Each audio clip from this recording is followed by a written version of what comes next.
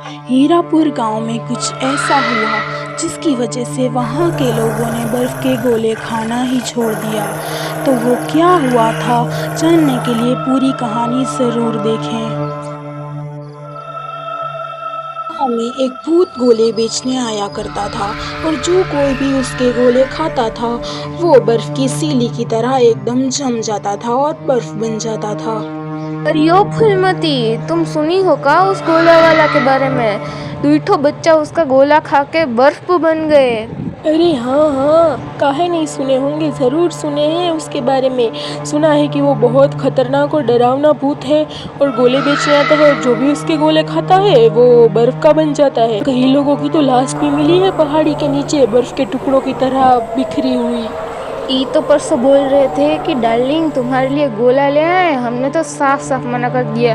कहाँ यूँ गोले वाला भूत पीछे पड़ जाएगा तो हम गोला बन जाएंगे, हमने तो मना ही कर दिया। चिलचिलाती धूप और गर्मी होने के बावजूद भी कोई भी गोला खाने को तैयार नहीं था।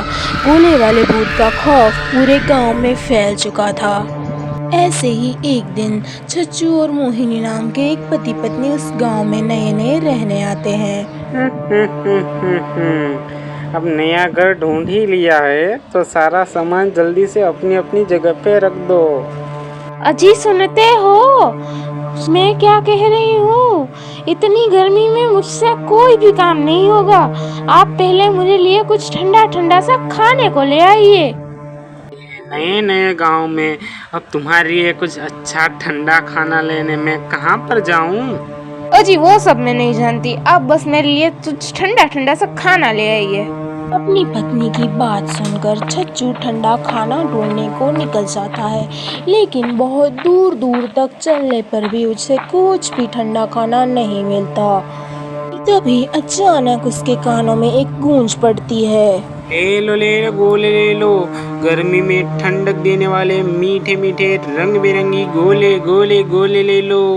बहन जी भाई आप भी आइए। उस गोले वाले की बात सुनकर जैसे छच्चू की जान में जान आई, वो उस गोले वाले के पास गया। ओए गोले वाले, काला खट्टा है क्या? क्यों नहीं मिलेगा साहब, काला खट्टा खूनी लाल जैसा काला खट्टा मिलेगा, जरूर मिलेगा। गोले वाले की बात सुनकर छच्चू थोड़ा घबरा गया, लेकिन ज्यादा कुछ ना सोचते हुए उसने गोले लेना ठीक समझा। ये लीजिए साहब, ये ठंडा गोला आपको जन्नत की सैर करवाएगा। ये लीजिए साहब, इस गोले से आपकी गर्मी तो भाग ही जाएगी, पर सच मानिए आपकी आत्मा भी जम जाएगी। उसकी बातें सुनकर छज्जू सकपका गया, लेकिन फिर भी उन बातों पर ज्यादा ध्यान ना देते हुए गोले लेकर वो अपने घर पहुंचा। जैसे ही उन दोनों ने वो गोले खाए, वैसे ही उसकी पत्नी को तो कुछ भी नहीं हुआ, लेकिन छज्जू को एक अजीब सी ठंड और एक अजीब सा कंपन महसूस होने लगा। मोहिनी, अचानक मुझे ये अजीब सी ठंड, ये कपकपाहट क्यों हो रही है? मैं पूरा ठंड में कांप रहा हूँ। जी घर का काम नहीं करना तो साफ साफ बता दो, भरी दोपहरी में इन्हें ठंड लग रही है। कि मोहिनी के सामने ही देखते छज्जू पूरा का पूरा बर्फ की सीली में बदल जाता है और मोहिनी बहुत चक्की होकर उसे देखती ही रह जाती है। भैया ई का हो गया, ये तो सच में बर्फ बन गए। छज्जू की ही तरह गांव के और भी लोग बर्फ का पुतला बन चुके थे। उसी दिन शाम को जंगल में छज्जू की लाश पड़ी हुई मिली, बर्फ के टुकड़ों में बिखरी हुई। अरे हाय हाय हाय हाय हाय मैया, कितनी बुरी तरह से मारा है बेचारे को। पहले बर्फ की सीली बना दिया, फिर खाई से धक्का देकर टुकड़े कर डाले। हाय भगवान, एक तो बर्फ बन गया था मेरा पति और उसमें भी खाई से धक्का देकर टुकड़े टुकड़े कर दिए। हे प्रभु, हम तो विधवा हो गए। ऐसा ही गांव के दूसरे लोगों के साथ ना हो, इसलिए मोहिनी ने पहाड़ी वाले बाबा के पास जाने का फैसला किया। बाबा आपको तो पता ही है कि मेरी पति की हालत क्या हुई है। मैं नहीं चाहती कि गांव के दूसरे किसी भी व्यक्ति की हालत ऐसी हो। प्लीज़ आप इस समस्या का कोई तोड़ बताइए। हाँ बेटी, उस भूत के बारे में तो मुझे भी पता है। अब तो लगता है मुझे ही कुछ उसका तोड़ निकालना पड़ेगा। पूरा गांव उस भूत के गोलों से परेशान है बाबा, प्लीज़ कुछ कीजिए। जो भी उसका गोला खाता है वो बर्फ बन जाता है। तुम चिंता मत करो बेटी, मैं तुम्हारे गांव में कल आऊँगा और उस भूत का कुछ ना कुछ इलाज करूँगा। फिर कल से तुम्हारे गांव में वो भूत कभी नहीं दिखाई देगा। ये वैस पहाड़ी बाबा का वादा है तुमसे। जाओ बेटी। बम बम भोले, बम बम भोले।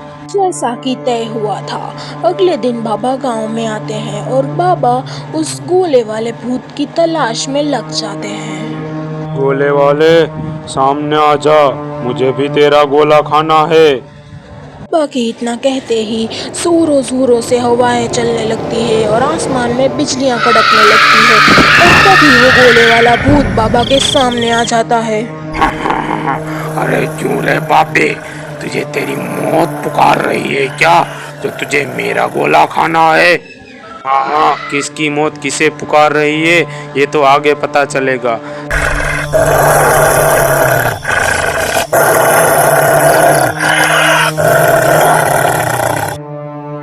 ऐसा क्या हुआ है तेरे साथ?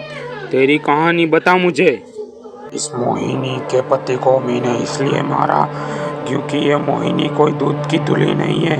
इसने मेरे साथ बहुत बड़ा धोखा किया है। मैं शहर में नया नया गया था, तब इस मोहिनी ने अपने प्रेम जाल में मुझे फंसाया था और अपने असली आशिक के साथ मिलकर मुझे मार डाला था। ठीक है, तुझे तेरा इंसाफ मैं दिलाऊंगा, पर एक ही शर्त पे कि तू इस गांव वालों को परेशान करना हमेशा हमेशा के लिए बंद कर देगा। दूसरी शर्त कि जो लोग बर्फ बने हैं वो वापस से ठीक हो जाने चाहिए। फिर जैसा कि बाबा ने कहा था, वो भूत उस गांव से हमेशा हमेशा के लिए चला जाता है और जो भी लोग बर्फ बने थे सबको वापस ठीक कर देता है और पूरा गांव सुख और शांति से रहने लगता है।